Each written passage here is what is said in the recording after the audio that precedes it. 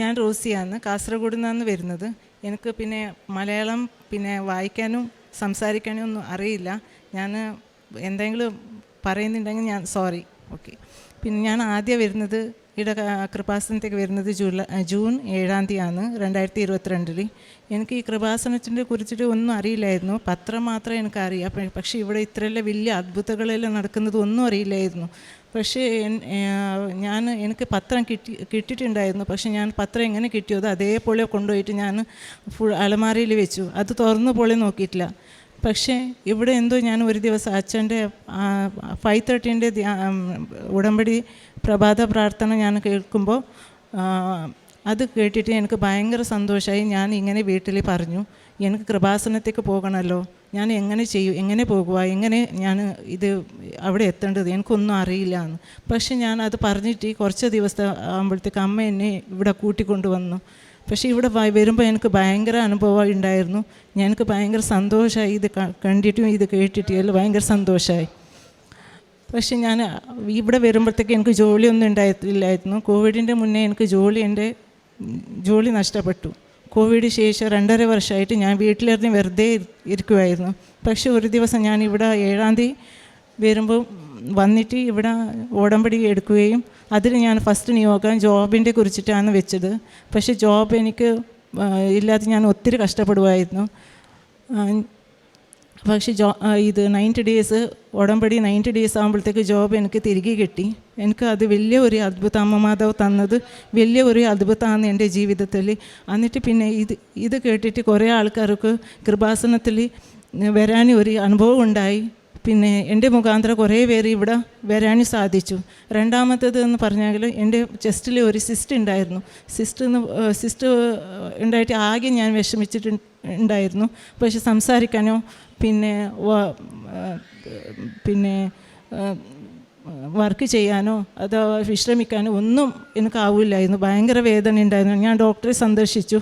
Doctor പറഞ്ഞു ഇത് operate ചെയ്തിട്ട് കളയണമെന്ന്. പക്ഷേ എനിക്ക് യാതൊരു ഓപ്പറേറ്റ് ചെയ്യാൻ ഒരു മനസ്സില്ലായിരുന്നു. പക്ഷെ രണ്ടാമത്തെ ഡോക്ടറെ ഞാൻ വിസിറ്റ് ചെയ്തു. അവരും അതേപോലെ പറഞ്ഞു എന്നോട് പിന്നെ ഓപ്പറേറ്റ് ചെയ്യണമെന്ന് പറഞ്ഞിട്ട്. എന്നിട്ട് ഞാൻ 6 പ്രാവശ്യം, ആദ്യത്തെ ഒരു പ്രാവശ്യം പോയി, വേദന മാറുകയില്ല. രണ്ടാമത്തെ പ്രാവശ്യം പോയി, വേദന മാറുകയില്ല. അങ്ങനെ 6 പ്രാവശ്യം ഞാൻ ഡോക്ടറെ സന്ദർശിച്ചു.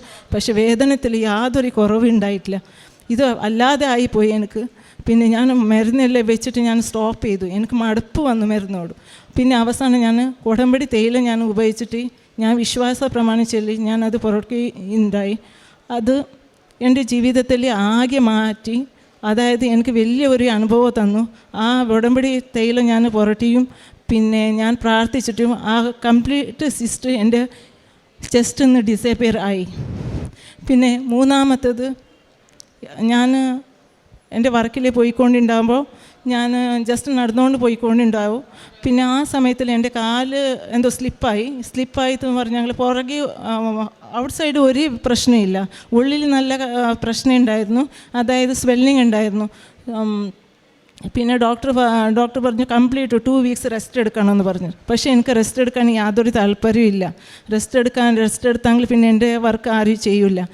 അതുകൊണ്ട് ഞാൻ എന്താക്കി അമ്മ മാതാവോട് പറഞ്ഞു, എനിക്ക് ഇങ്ങനെ ആയിപ്പോയിട്ടുണ്ട്, എൻ്റെ കാലിന് എന്ത് ചെയ്യണമെന്ന് എനിക്ക് മനസ്സിലാവുന്നില്ല. ഞാൻ പോവും, അമ്മേനെ ഓർത്തിട്ട് ഞാൻ പോവും, എല്ലാ വർക്കും ഞാൻ ചെയ്യും. എന്നിട്ട് എനിക്ക് ഉടമ്പടി പ്രേയറും ഞാൻ മുടങ്ങാതെ, കാല് മുട്ട് കുത്താനും എനിക്കാവില്ല, വേറെ ഒന്നും ചെയ്യാനാവില്ല. എന്നിട്ട് എല്ലാവർക്കും ഞാൻ അമ്മ മാതാവ് വിചാരിച്ചിട്ട് അമ്മ മാതാവോട് എല്ലാ വിഷമങ്ങളും പറഞ്ഞിട്ട് ഞാൻ നല്ല ഭംഗിയായിട്ട് എല്ലാ കാര്യങ്ങളും ചെയ്യാൻ അമ്മ മാതാവ് എനിക്ക് വലിയ കൃപ എനിക്ക് തന്നു. ഈ വലിയ കാര്യത്തിന് തന്ന അമ്മ മാതാവക്കും ഞാൻ വലിയ ഒരു 1000 നന്ദി പറയുന്നു. അതേപോലെ ഞാൻ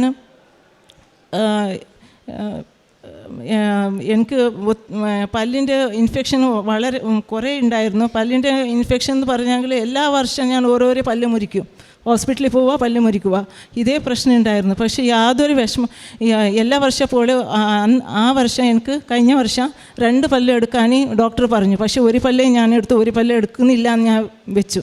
എന്നിട്ട് ഞാൻ വീട്ടിൽ വന്നിട്ട് ആകെ വിഷമിച്ചിട്ട് ഒന്നും കഴിക്കാനേ പറ്റുന്നില്ല, കിടക്കാനേ പറ്റുന്നില്ല, ഭയങ്കര തലവേദനയും പിന്നെ പല്ല് വേദന. ഇതുകൊണ്ട് ഞാൻ ഭയങ്കര ഒരു വിഷമത്തിലുണ്ടായിരുന്നു.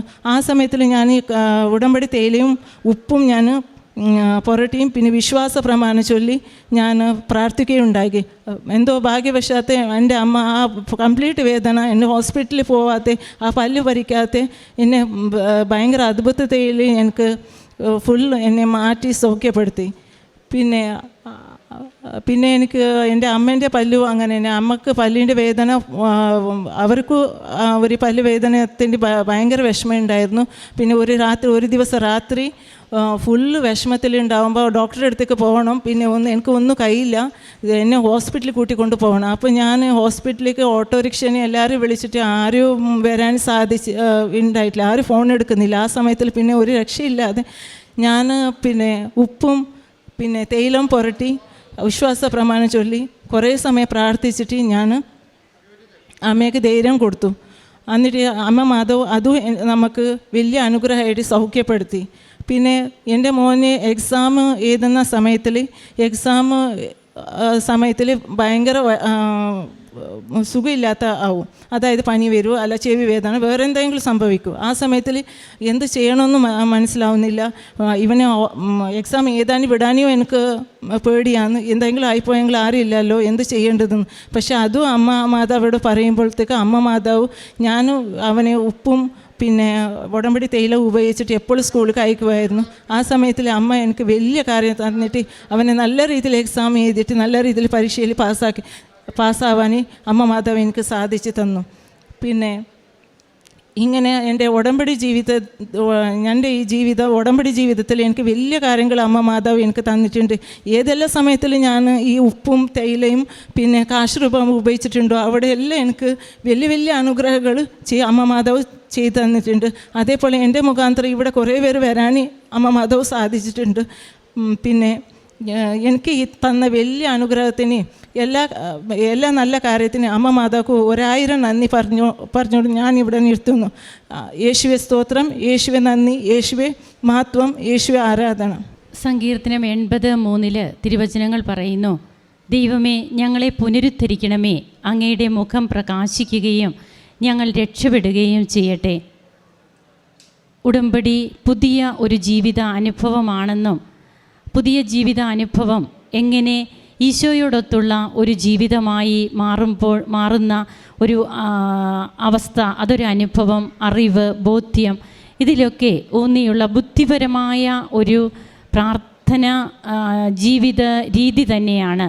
അതായത് ഇത് വികാരപരമായിട്ടുള്ള വെറും ഒരു പ്രാർത്ഥന മാത്രമല്ല, ബുദ്ധിപരമായിട്ട് നാം എങ്ങനെ നമുക്ക് കൂടുതൽ ദൈവസ്നേഹത്തോടെ നമ്മുടെ ജീവിതത്തിൽ വളരുവാനും ക്രിസ്തുവിനെ കൂടുതൽ പ്രഘോഷിക്കുവാനും നമുക്ക് കഴിയുന്നു. ഞങ്ങളാകട്ടെ ക്രിസ്തുവിൻ്റെ മനസ്സറിയുന്നു എന്നാണ് നാം ലേഖനത്തിൽ വായിക്കുക.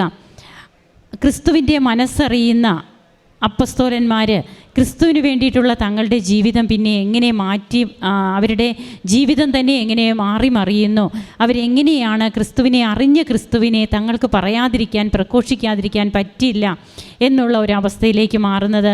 തൻ്റെ ജീവിതത്തിൽ ഈ മകള് കർണാടകയിൽ നിന്നുള്ള മകളാണ്, കാസർഗോഡ് താമസമാക്കിയിരിക്കുന്നു എന്നാണ് പറഞ്ഞത്. അപ്പോൾ തൻ്റെ ജീവിതത്തിൽ തനിക്ക് ദൈവം നൽകിയ കൃപകൾ അത് പറയുവാനായിട്ട് ഏത് അവസ്ഥയിലും തന്നെ വഴി നടത്തുന്ന കർത്താവിൻ്റെ സാന്നിധ്യം, അതിലൂടെ തനിക്കും തൻ്റെ ജീവിതത്തിലേക്കും തൻ്റെ കുടുംബത്തിലേക്കുമൊക്കെ കിട്ടിയ കൃപകൾ, ജോബ് തന്നെ നഷ്ടപ്പെട്ട് 2.5 വർഷം. ഇവിടെയാണ് സമയച്ചുരുക്കം. അതായത് ഒന്നും തനിക്ക് അസാധ്യമല്ല, ദൈവത്തിനൊന്നും അസാധ്യമല്ല എന്നാണ് ലൂക്ക് 1:37 നാം വായിക്കുന്നത്. അങ്ങനെ ദൈവത്തിനൊന്നും അസാധ്യമല്ല എന്ന് പറയുന്ന ആ തിരുവചനത്തോട് നമുക്ക് കൂട്ടിച്ചേർത്ത് നാം അനുഭവിക്കുന്ന നമ്മുടെ ജീവിത അവസ്ഥകൾ, 2.5 വർഷമായിട്ട് ജോലിയില്ല, ഉടമ്പടി എടുത്ത് 90 ദിവസത്തിനുള്ളിൽ തനിക്ക് നല്ല ഒരു ജോലി ലഭിക്കുകയാണ്. അതുതന്നെ ഒരു സാക്ഷ്യമായിട്ട് മറ്റുള്ളവരെടുക്കുന്നു. ഇവിടെ വന്ന് തൻ്റെ കുടുംബത്തിലുള്ളവരും തനിക്ക് പരിചയമുള്ളവരുമൊക്കെ വന്ന് ഉടമ്പടി എടുക്കുവാൻ അത് തന്നെ കാരണമാകുന്നു. പിന്നീട് ജീവിതത്തിലേക്ക് ലഭിച്ച മറ്റ് അനുഗ്രഹങ്ങൾ, അപ്പോൾ അനുഗ്രഹം അവകാശമാക്കാൻ, അനുഗ്രഹം നമുക്ക് പ്രാർത്ഥനയിലൂടെ ലഭിക്കും. എന്നാൽ ഉടമ്പടി നമ്മെ അവകാശികളാക്കുകയാണ്. എങ്ങനെയാണ് നാം അവകാശികളാകുന്നത്? ദൈവത്തെ പ്രഘോഷിച്ചുകൊണ്ട്, ദൈവകൽപ്പനകൾക്കനുസരിച്ചുള്ള ഒരു ജീവിതം നയിച്ചുകൊണ്ട്, അവൻ പറയുന്നത് പോലെ ചെയ്യുവാനായിട്ട് പറയുന്ന പരിശുദ്ധ അമ്മയോട് കൂട്ടുചേർന്നുകൊണ്ട് പിന്നീട് ഉടമ്പടിയുടെ അവകാശികളായി നാമം മാറുകയാണ്. അങ്ങനെ തൻ്റെ കുടുംബത്തിലേക്ക് അസുഖങ്ങളൊക്കെ മാറുന്നത്, രോഗസൗഖ്യങ്ങൾ ലഭിക്കുന്നു. അതുപോലെ തൻ്റെ മക്കളുടെ വിദ്യാഭ്യാസ മേഖലയിലൊക്കെ മാറ്റങ്ങൾ വരുന്നു. അങ്ങനെ ജീവിതത്തിൽ കിട്ടുന്ന കൃപകൾ എണ്ണി എണ്ണി ഇവിടെ പറയുന്ന ഓരോ മക്കളെയും നമുക്ക് സമർപ്പിച്ച് നമുക്ക് ദൈവത്തിന് സമർപ്പിച്ച് നമുക്ക് നന്ദി പറയാം.